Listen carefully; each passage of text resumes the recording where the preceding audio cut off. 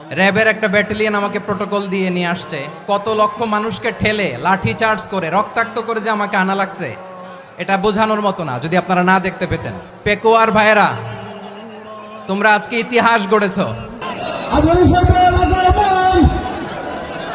পেকুয়াবাসীর পক্ষ থেকে, জনস্রোতের পক্ষ থেকে আমাদের কাউন্সিলর আছেন,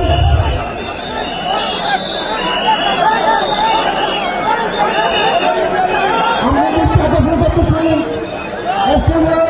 আমাদের যে এলইডি রয়েছে, আপনারা এলইডি কাছাকাছি দেখতেছেন, আপনারা এলইডির পাশ থেকে চলে যান।